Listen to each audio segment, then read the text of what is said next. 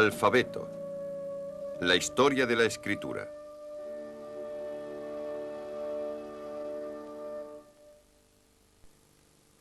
Capítulo 3. Calígrafos, impresores y grabadores. Los primeros años del siglo XIV vieron el florecimiento de las grandes ciudades de Europa. El ambiente era favorable para los creadores de letras y los pintores de cuadros. La prosperidad en las plazas de los mercados, en los castillos y en las catedrales trajo unos clientes capaces de pagar y deseosos de hacerlo por los libros y las ilustraciones que ahora nos hablan de aquellos tiempos.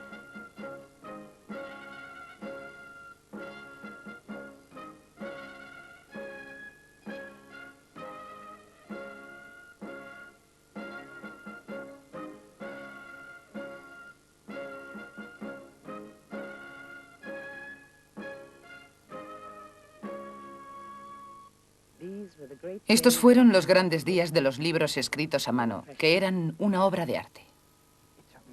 Para hacer un solo libro, tenía que trabajar durante muchas y largas horas un grupo de artesanos, escribanos, iluminadores y encuadernadores. Así que no resulta sorprendente que llegara a ser una profesión de extremado valor. El coste de un libro era alto. A finales del siglo XV tendríamos que haber pagado tanto como media docena de gansos, 2 pares de zapatos o medio barril de cerveza por una sola página. Y en aquellos días, eso era un montón de dinero. Aquí en la Catedral de Herford tenían en tanto aprecio sus libros que no solo los encerraban bajo llave, sino que también los encadenaban. Así que si en aquellos días alguien quería pedir prestado un libro de la biblioteca, tenía que leerlo aquí, en el extremo de una cadena. Para lograr estos objetos tan apreciados hacía falta un grupo de artesanos. El curtidor preparaba las hojas de piel de oveja o de piel de becerro, pergamino, que luego serían las páginas del libro. El escribano hacía el texto. El rubricante se encargaba de las letras rojas y de los encabezamientos. Y las decoraciones y aplicaciones de pan de oro eran tarea del miniaturista o iluminador. Si había alguna anotación musical, era el encargado de añadir las notas el anotador de música. Pero para empezar había un trabajo para el aprendiz. Tenía que trazar una serie de líneas rectas para poder escribir encima de ellas.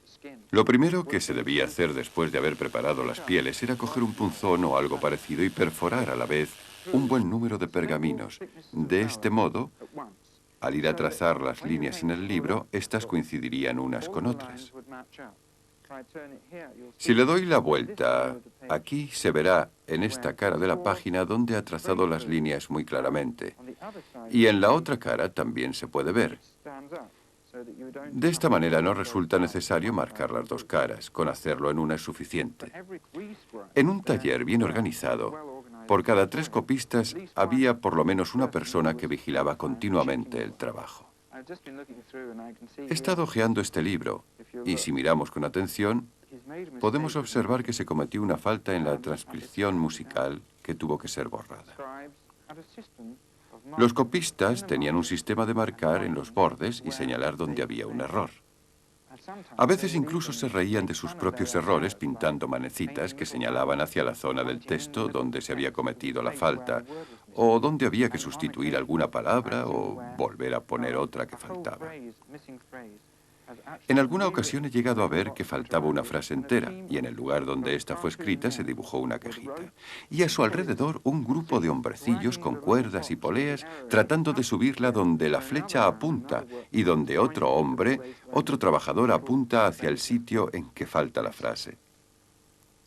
Un copista moderno no tiene equipo de ayudantes. Tiene que ser curtidor, rubricante, miniaturista y anotador musical, todo en uno. Y es posible que ni siquiera tenga un aprendiz. Él mismo tiene que comprobar sus propias páginas y a pesar de todo seguirá cometiendo faltas. Estoy viendo que algo está pasando aquí, y es que si sigo escribiendo en este tamaño no me va a caber todo en la cinta que he dibujado y no me queda más remedio que volver a empezar nuevamente. Pero no es una gran catástrofe. Haré como mis predecesores de la Edad Media. Hay una manera de eliminar errores. Lo que tengo que hacer es coger un cortaplumas muy afilado con el cual rasco la capa superior de las muchas que tiene la vitela y sin ningún temor. Cuando antes nombré a mis predecesores de la Edad Media, lo hice pensando en los antiguos manuscritos. Si miramos detenidamente, una de sus páginas nos daremos cuenta de que a menudo el copista cometía errores y tenía que rascarlos y corregirlos. La única diferencia es que nosotros, una vez que hayamos terminado de rascar, podemos decir dónde se ha hecho esto muy fácilmente porque la superficie nunca se queda tan lisa como al principio y a lo largo de los siglos la suciedad tiende a acumularse en los sitios donde se han efectuado las correcciones. Y de esta forma es como, después de 600 años, nos damos cuenta de dónde hubo un error. Cuando he conseguido eliminar toda la tinta, la superficie de la piel sigue estando algo áspera, por lo que la limpio un poco con mi dedo pulgar para tratar de igualarla con el resto del pergamino o vitela. El paso siguiente consiste en aplicar en esta zona un poco de grasilla para que la tinta no se corra. Voy a emplear otro truquito. Voy a unir la W con la A mientras escribo. De esta forma, la impresión que las letras causan en la vista es tal que el ojo podrá pasar inmediatamente de una a otra y leer al momento la palabra entera. Hago esto para comprimir la palabra, para que quepa en este espacio. Los clientes de los copistas modernos solían ser alcaldías o corporaciones, coleccionistas particulares o la reina para los envíos de cartas reales, y en ocasiones incluso alguien que deseaba tener iluminado su poema favorito. Los copistas iniciales fueron los primeros monjes y sus obras eran siempre religiosas. Mirando hacia adentro tras los muros de un monasterio, sus intereses eran espirituales. Más tarde los copistas legos se volvieron hacia el mundo exterior y reflejaron la dura realidad de la época.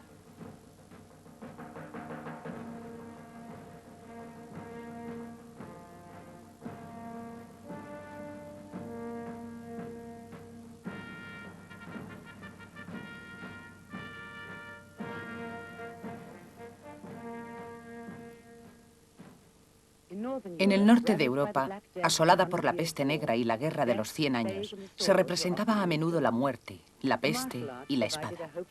Las artes marciales proporcionaron una esperanza de triunfo sobre el mal, y vemos que las formas de las letras utilizadas por los copistas nórdicos empezaron a reflejar todo esto. Desarrollaron el estilo gótico, con sus letras verticales y puntiagudas. Este copista nórdico cambió el estilo de las letras heredadas de Carlomagno. Por ejemplo, la decisiva letra O. Nosotros llamamos a la O la madre del alfabeto porque en el interior de su redonda forma podemos encontrar reflejadas las formas de muchas otras. La letra T, la letra U, la letra S, todas se adaptan perfectamente. Y lo que decimos de la letra básica, de la forma de la O y sus cambios a lo largo de los siglos, podemos aplicarlo a todas las demás letras del alfabeto. Hemos dicho que empezamos en la época carolingia con una O redondeada, prácticamente circular, que ha ido reduciéndose a lo largo de los años, haciéndose más angulosa, hasta que por fin terminó en el estilo gótico, que es de trazo espeso, oscuro, fuerte y de forma geométrica. Así que si escribimos aquí arriba las letras A, B y C en escritura carolingia y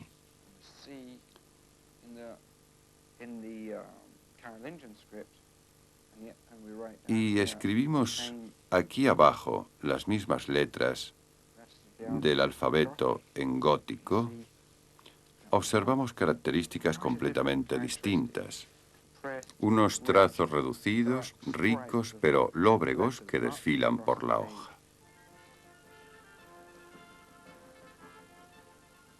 La escritura nórdica. La gente del sur pensó que era brutal y la bautizó con el nombre de gótica, que deriva del nombre de los godos, los bárbaros del norte. Esta oscura forma de escribir iba en consonancia con las frías y grises ciudades del norte. Pero en el sur la forma de la escritura era más antigua y más ligera.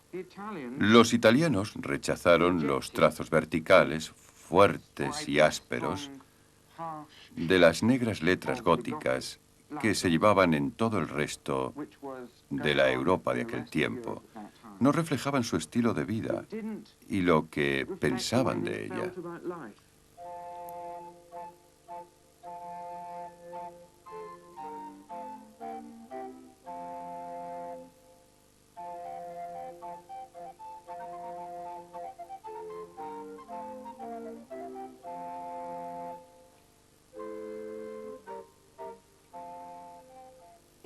Los italianos seguían utilizando las letras del Imperio Romano y de estas derivaron las mayúsculas de un nuevo estilo de escritura, mientras que las minúsculas derivaron del estilo carolingio.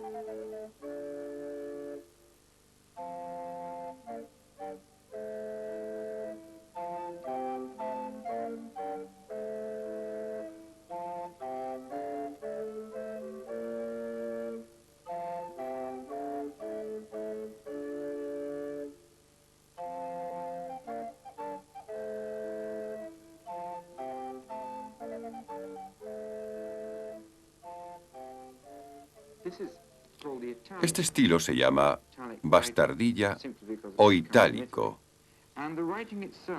sencillamente porque proviene de Italia, y es un estilo de trazos abiertos, ligeros y sueltos que reflejan un creciente interés en la vida de la Roma clásica.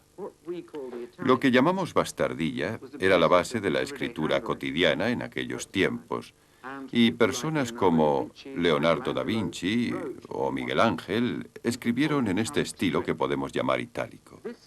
También la Secretaría Papal adoptó este estilo. De este modo, cuando se enviaba una carta fuera del Vaticano, se mandaba al mismo tiempo un ejemplo de escritura itálica a todas las naciones de la cristiandad.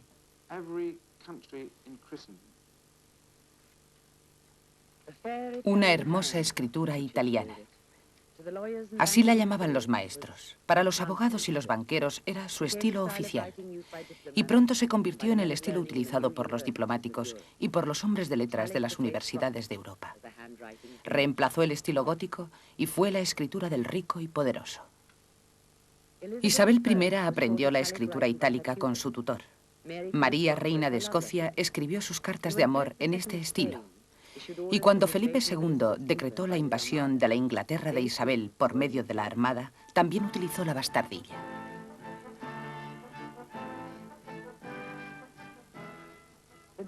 La demanda de libros crecía y también la escritura de documentos.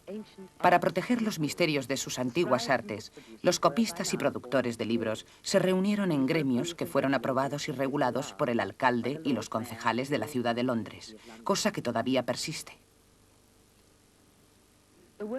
La excelentísima compañía de papeleros y la compañía de escribanos ejercen en conjunto un monopolio sobre la producción de libros y la escritura de documentos legales y comerciales.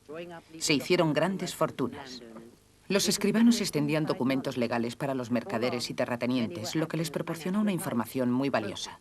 Y al cabo de cierto tiempo, muchos de ellos ejercían como consejeros financieros, agentes de bolsa e incluso prestamistas.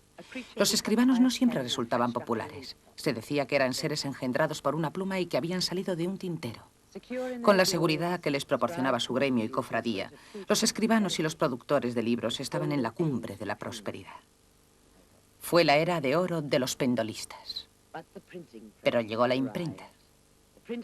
Los libros impresos significaron el fin de los escribanos, lo mismo que, más tarde, hizo el coche con el caballo. Rompió su monopolio y los dejó atrás. Ningún escribano podía competir con la máquina.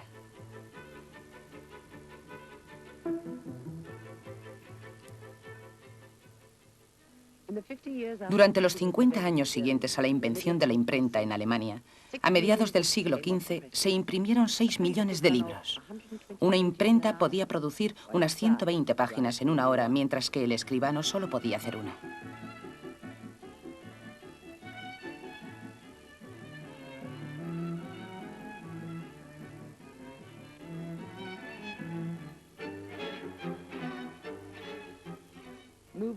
Los utensilios del impresor eran tipos metálicos movibles.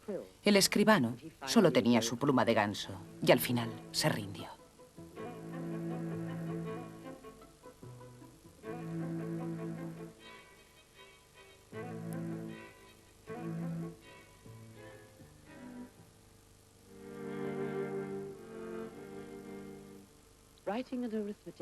Samuel Thomas enseña cuidadosa y rápidamente escritura y aritmética.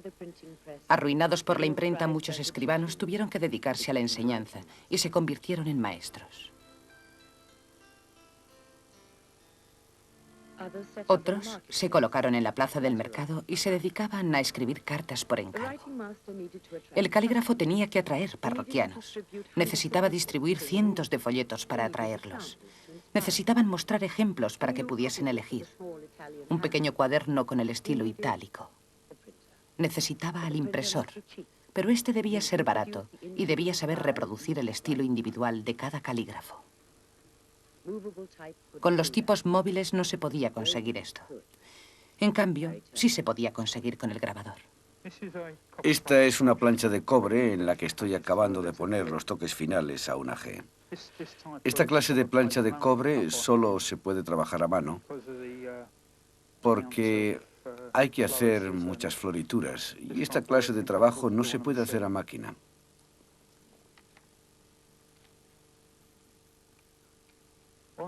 En esta T, que estoy terminando, hay que dejar en la base una textura áspera, porque al ser muy pesada necesita tener una base áspera para recibir la tinta correctamente.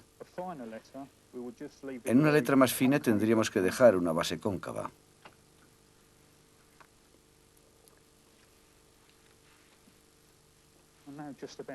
Ahora voy a empezar a trabajar en las volutas.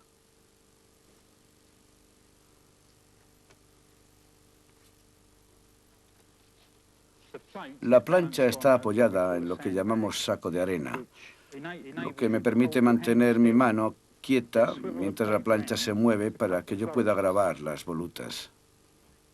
El instrumento se queda siempre en la misma posición y es la plancha la que se mueve empujada por la otra mano.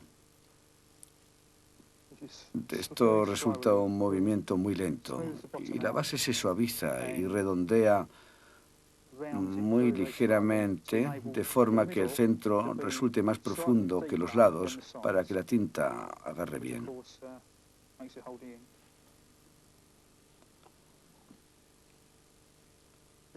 La lupa tiene un foco de 7,5 centímetros y es necesario usarla incluso en una plancha de este tamaño porque no se puede trabajar con la potencia de vista normal. Y muchos de los grabados que hacemos actualmente tienen un tamaño aproximado de 1,5 milímetros. En cuanto recibo la plancha, lo primero que hago es cubrirla toda con tinta, las ranuras y los puntos, lo que sea. Y una vez que esté todo recubierto de tinta, se puede ver que brilla mucho después de haber limpiado la superficie. Entonces se golpea suavemente con un tampón que está recubierto de fieltro y que absorbe la tinta y la deposita luego en las ranuras y estrías.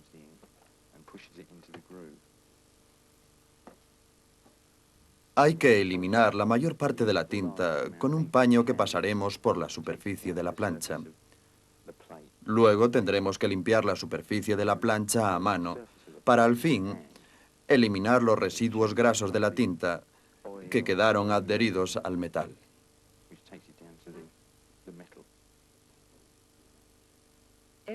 Todo impresor escuchaba machaconamente desde los días de iniciar su aprendizaje que había que eliminar todo resto de tinta de la superficie de la plancha. Moja entonces la palma de la mano en tinta, que por su ligerísima consistencia grasienta hace que el jaboncillo se adhiera perfectamente a ella, consiguiendo así un abrillantador muy adecuado para dejar la plancha preparada para el siguiente paso. Lo importante es no eliminar la tinta que se ha depositado en las estrías. Solamente hay que eliminar la que sobra por la superficie. Y ya está. Una plancha de cobre con un grabado bien tratado podrá servir para imprimir varios cientos de ejemplares antes de que se desgaste. Y cada uno servirá para dar a conocer al calígrafo y a su estilo favorito.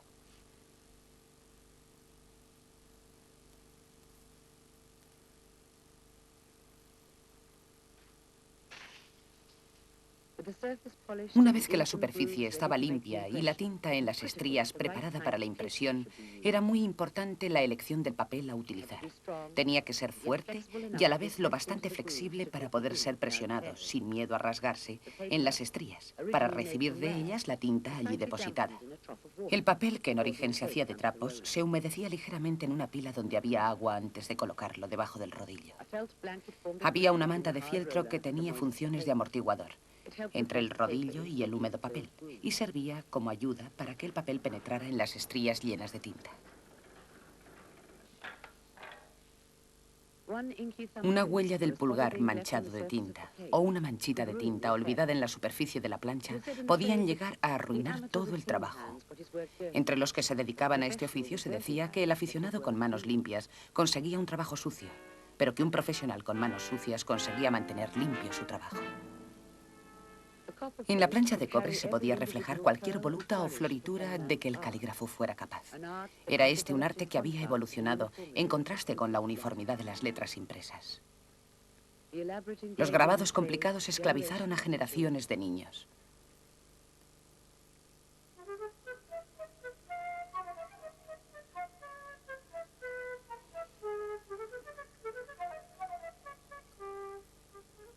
El trabajo de un muchacho desde los 10 hasta los 13 años muestra lo que se podía hacer.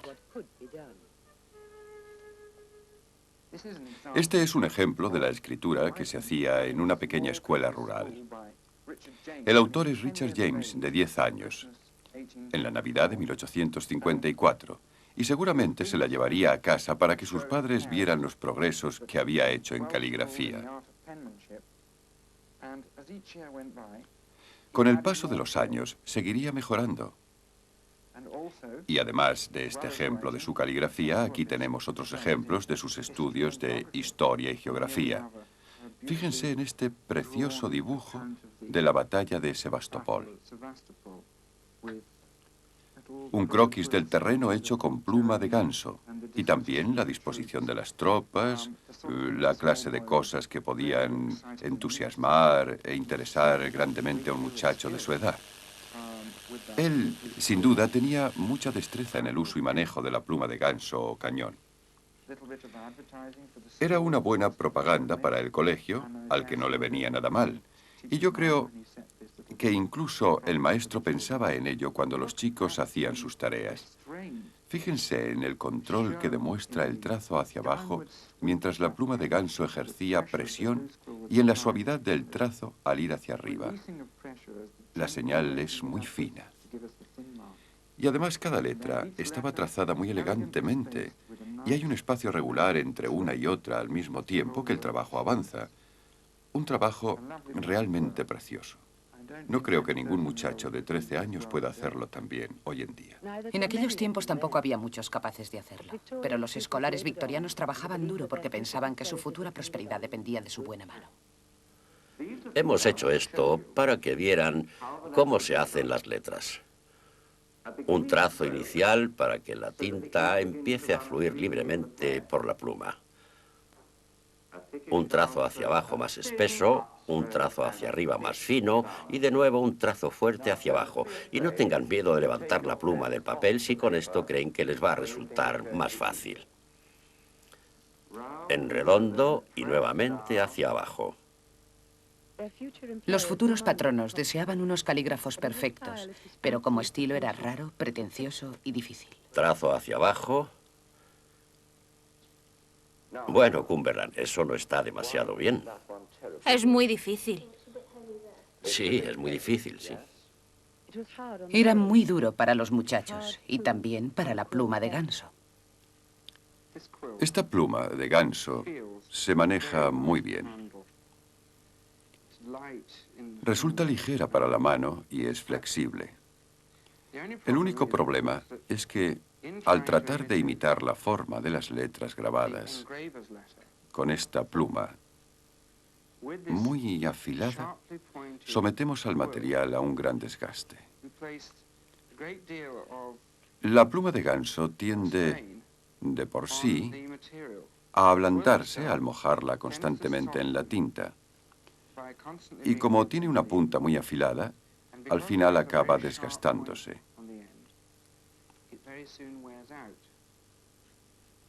Otro problema que preocupó constantemente a los calígrafos a lo largo de muchos años fue que las dos partes de la punta de la pluma, o plumín, tienden a separarse con el uso, lo que hace que la escritura resulte de trazo más grueso de lo que sería deseable. Ya nos podemos imaginar lo que sería su trabajo con todos estos problemas. La pluma de ganso, a pesar de ser un objeto muy bonito, con el uso se ablanda. El plumín se abre y su punta se vuelve roma. Y esto es lo que sucede, manchamos nuestro cuaderno.